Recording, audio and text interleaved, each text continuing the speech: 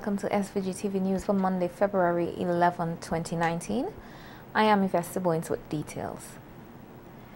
Hearing of oral testimony in the election petitions case commenced today in front of High Court Judge Stanley John at the NIS conference room.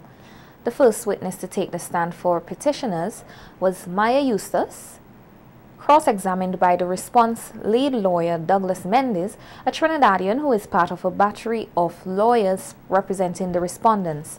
Sir Louis Straker, MP for Central Leeward, and Montgomery Daniel, MP for North Windward. Maya Eustace told the court that she was present at the final count of ballots in Central Leeward on December 10, 2015, and that the count in her notes did not match that of the final count on the tally sheet. She said she was a roving polling agent for the NDP's candidate Benjamin Exeter and assisted in the counting at one of the polling stations at the Sir Louis Learning Resource Centre. Eustace told the court that there was no stamp affixed on one ballot and that the design appeared to be different, which she demonstrated in court. Eustace was also asked why were lawyers at the Central Leeward polling station and also why the monitoring team from the Organization of American States were also at the location. She was also asked if she was aware of the NDP notifying the election monitors of issues at the polling station, to which she answered in the negative. The issue of secrecy of ballots was brought up, which was objected to by the petition's lawyer Stanley John, who said that it was addressed in the last hearing and should not have been brought up again in this hearing. The respondent's leader lawyer Douglas Mendes, however, noted that the witness was reckless on the issue of secrecy. Mendes also asked Eustace if it could be an error made by polling agents with the voters list as against persons who voted. Eustace maintains that the figures still do not add up to what was in the final count based on her knowledge. The cross-examination continues tomorrow. Meanwhile, a number of persons showed up at the hearing this morning and some were reportedly turned away due to lack of accommodation inside the NIS conference room. The petitioner's lead lawyer Stanley John raised the issue and asked that it be addressed with urgency, to which the judge asked for breaks so that the necessary seating arrangements can be put in place. Opposition leader Dr. Godwin Friday said he is pleased that it was addressed as he foresees an issue with the location and accommodation for persons wishing to sit in and listen to the proceedings. That was upsetting this morning is the fact that so many people came to go into the courtroom and we couldn't find a place for them. And this is something that we had raised an objection about this before, that we cannot really accommodate the public in the way that they're supposed to in this matter being held in this courtroom here. There is enough space and it's not accessible. But we are happy that the matter is going ahead because this is what we've been waiting for 3 years, and we will proceed one day at a time. The hearings will continue until Thursday at the same location. The Ministry of Tourism is expected to roll out several new initiatives this year to help boost SVG's tourism product. So says Minister of Tourism, Sports and Culture Cecil Sesmaki in his presentation to the 2019 budget debate in Parliament last week. For our programming in 2019, Mr. Speaker, we will be guided, energized by the following factors. Our increased allocation on both the capital and recurrent side. 2019 has been declared as the year of festivals by the Caribbean Tourism Organization.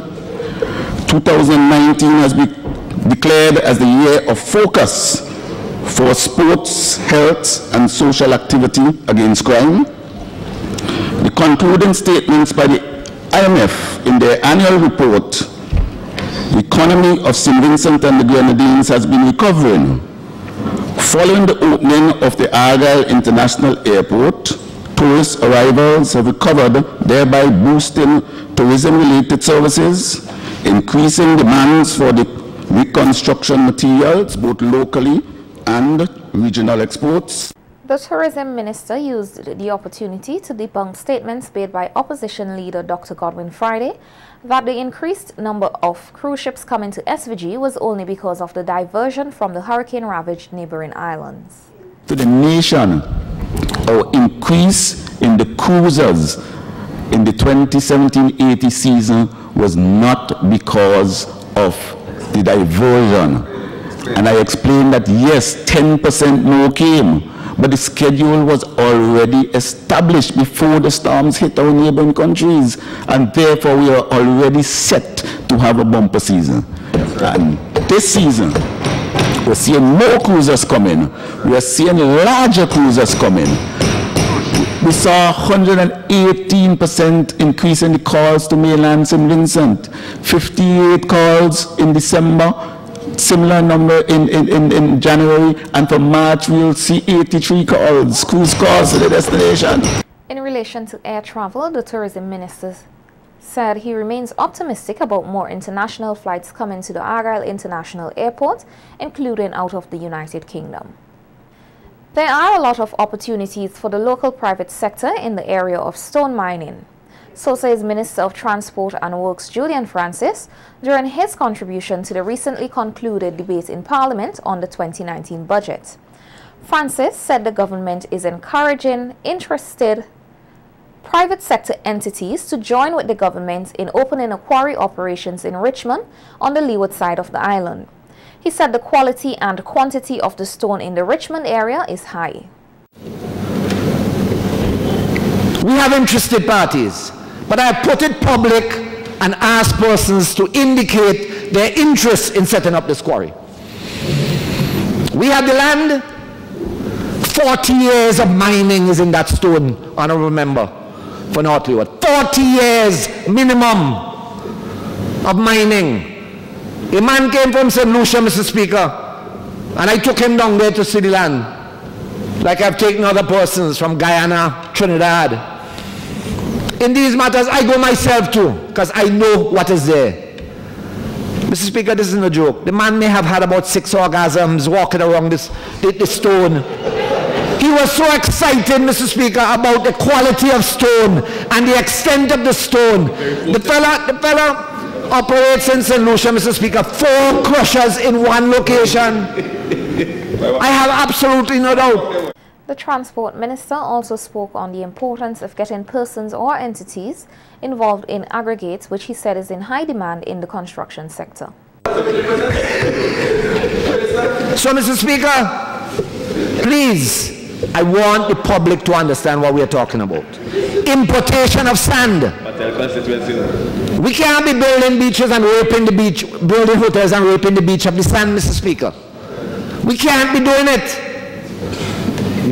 We have to provide the sand. If we do not get into aggregate construction, I guarantee you we have to import aggregate in this country. Because there's one crusher operated. Artis is just operating for his concrete mix and Sir Williams Quarry, basically. And then we have Rabaca. Now the Rabaca material can't really be used for everything. But I am warning us, if we do not get into that area of investment, we will have to import aggregate to carry out this construction boom.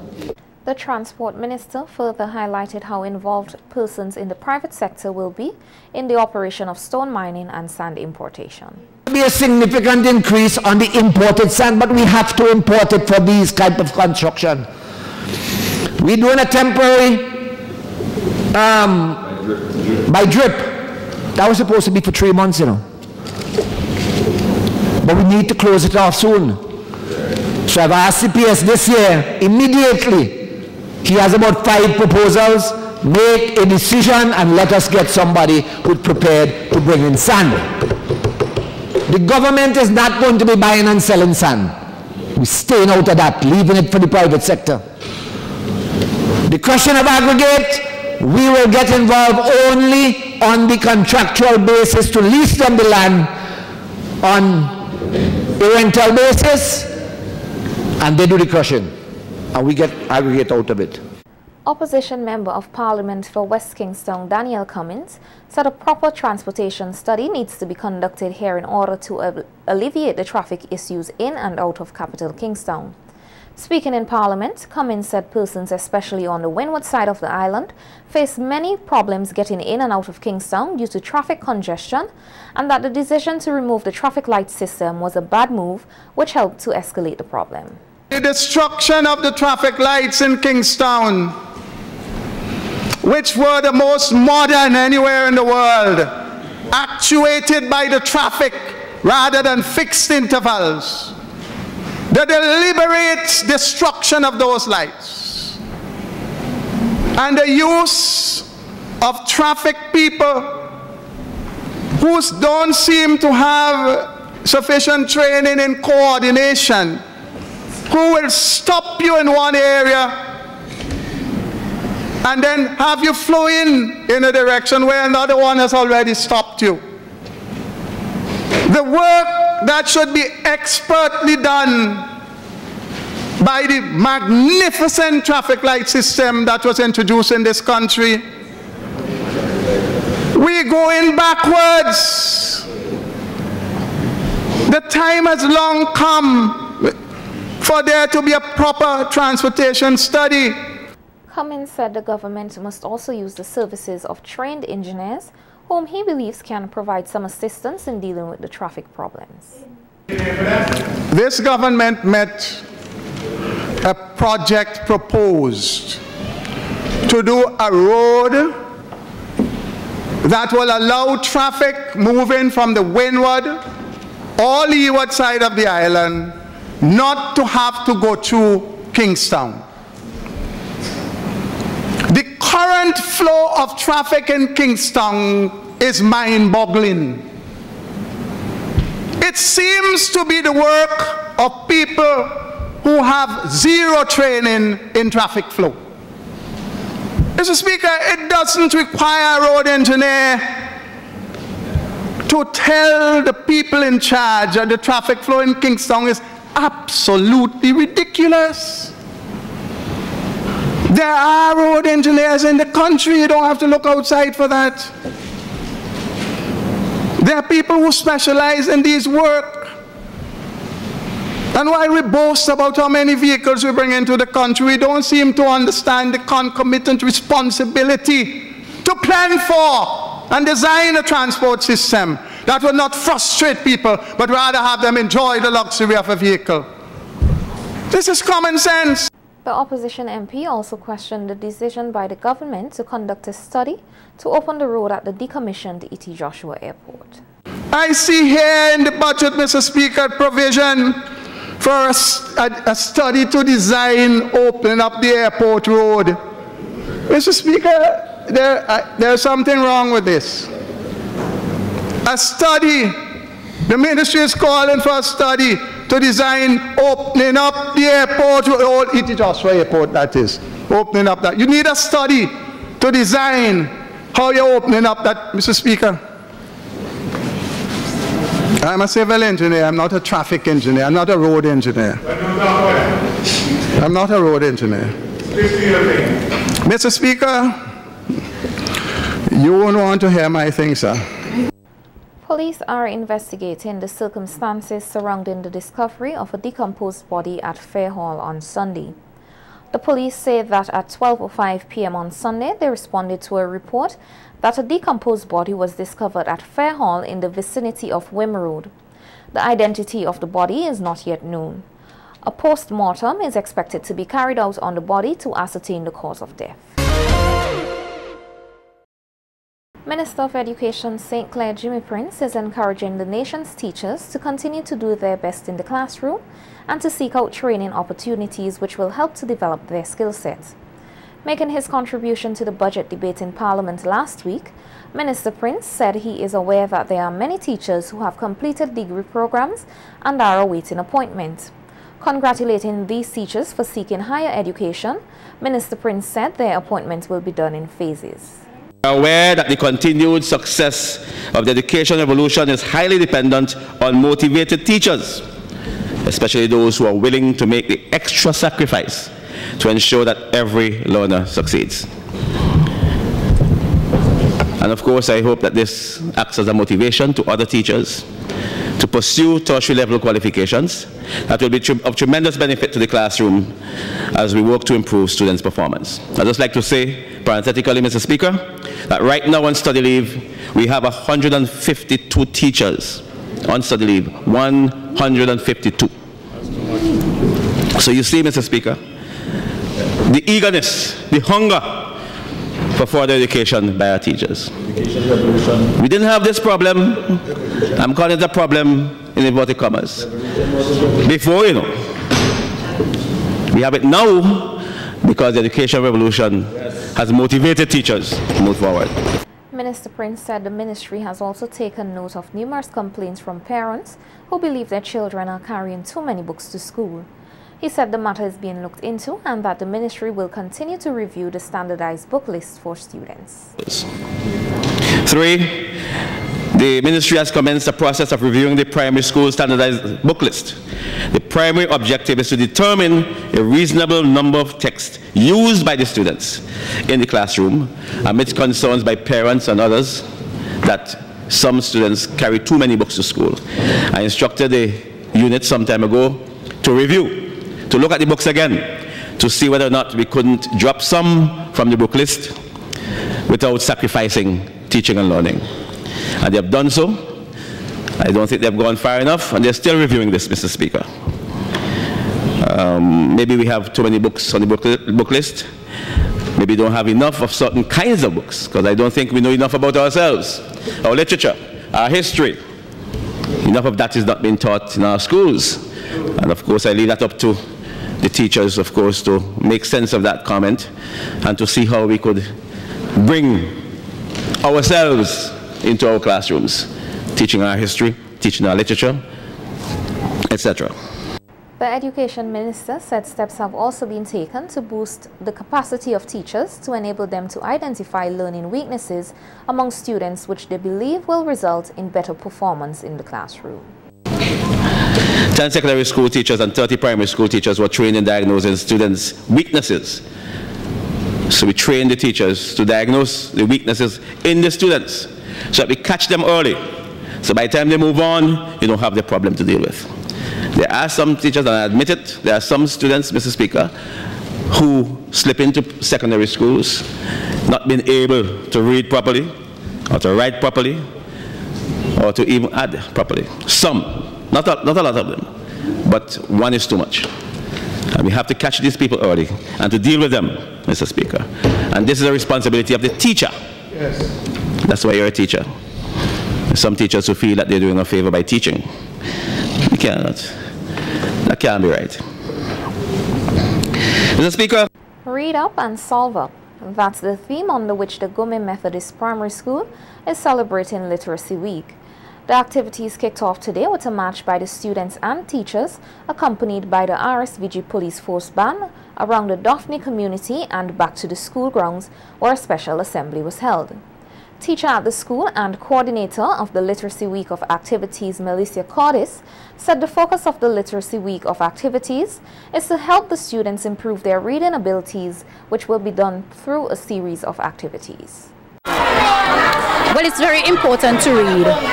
First of all, for each of the subjects, you need to be able to read. If you cannot read instructions, then you'll not be able to understand what is being asked of you to answer. And another thing, it builds your vocabulary, especially for children. When you're writing, you will be able to have a lot of words, a lot of words, and learn different phrases, different ways you can write a sentence and so on. And we have noticed that most of the time, a lot of children cannot read. Yes, they're good with the mathematics, but when it comes to reading, they struggle. When it comes to language, they struggle, and we realize it's because they cannot read. So it's very, very important to read. You learn a lot of information. You learn things that you've never known before. If you read, so I'm encouraging, it doesn't have to be a book at a high level. No matter what age you are, you can start from, from kindergarten level, grade 1 onwards. No matter what book it is, you just choose a book, read the newspaper, the Bible. It helps you to learn to read, and it's very, very important. Tomorrow we have what we call role switch. So the children get the chance to take on the role of the teachers, and the teachers get the chance to take on the role of the children. So we'll be wearing our school uniforms, and the students will be dressed as teachers. In the afternoon, they'll write a reflection on what it was like to be, what it was like being a teacher. On Wednesday, we have our fairy tale day. And for this day, each class would dramatize 1 or 2 scenes from a fairy tale. And that would be for the whole day. On Thursday, we'll allow them to watch an educational movie. We will be looking at Gifted Hands. And on Friday, we would go on our field trip. And that would be in Fort Charlotte. And then we'll come back at the Botanical Gardens where they can enjoy themselves. Some of the students at the Gome Methodist Primary School told our news team why reading is important. It is important because you can learn new words and you get more information, and it helps you with your vocabulary. It helps your imagination. It helps you write better. Because reading is important because it helps you be somebody good in life. Reading is educational. You can learn more from reading. You can get more education